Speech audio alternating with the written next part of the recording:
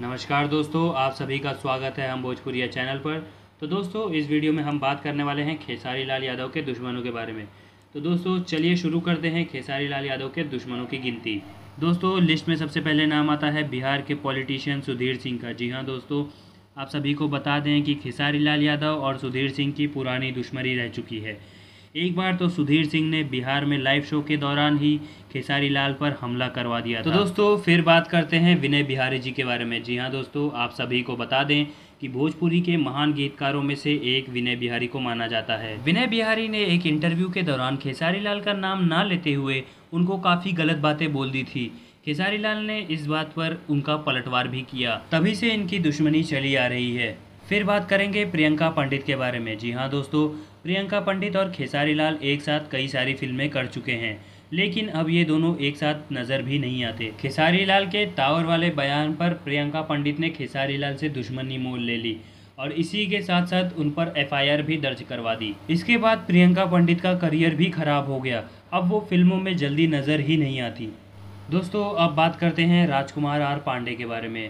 तो दोस्तों आप सभी को बता दें कि लाइव आकर राजकुमार पांडे ने खेसारी लाल का नाम ना लेते हुए उन्हें अश्लील गायक का दर्जा दिया था। इसी के बाद से खेसारी लाल और राजकुमार पांडे के बीच में दुश्मनी चालू हो गई। दोस्तों आगे बात करेंगे मनोज आर पांडे के बारे में। जी हाँ दोस्तों, आप सभी को बता दें कि मनोज पांडे खुद खेसारी लाल से दुश्मनी मोल लिए हैं। लाइव आकर खेसारी लाल के खिलाफ अक्सर वो बयानबाजी करते रहते हैं।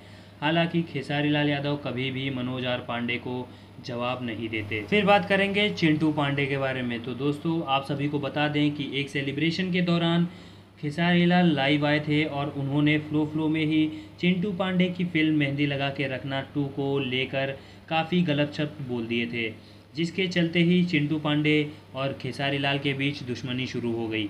दोस्तों फिर बात करेंगे रत्नाकर कुमार की। जी हाँ दोस्तों, आप सभी को बता दें कि रत्नाकर कुमार की दुश्मनी खेसारी लाल के साथ ना के बराबर ही है। बस थोड़े दिनों के लिए दोनों के बीच थोड़ा मनमुटाव चल रहा था।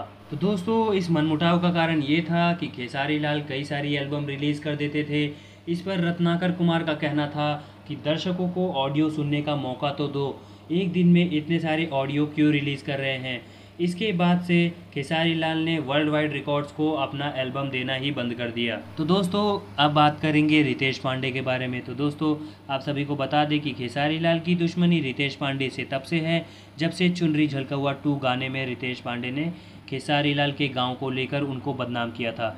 जी हाँ दोस्तों, इसके अलावा हाल ही में खेसारी लाल यादव का एक वायरल वीडियो पर रितेश पांडे ने विरोध भी जताया, जिसके बाद से उन दोनों की दुश्मनी काफ़ी ज़्यादा बढ़ गई। दोस्तों आगे बात करेंगे संतोष रेणु के बारे में। जी हाँ दोस्तों, संतोष रेणु अक्सर लाइव आकर विवाद करते ही रहते हैं।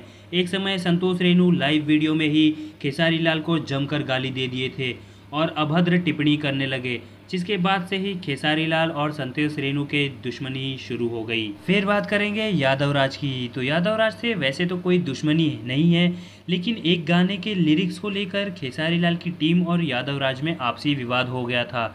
इसके बाद से ही खेसारी लाल और यादव राज एक दूसरे को गाना नहीं देते ना लेते हैं। दोस्तों फिर बात करेंगे अंजना सिंह के बारे में। खेसारी लाल के टावर वाले बयान पर अंजना सिंह और खेसारी लाल के बीच दुश्मनी हुई। साथ ही आपसी विवाद के चलते ही अंजना सिंह को खेसारी लाल का नाम भी लेना पसंद नहीं है।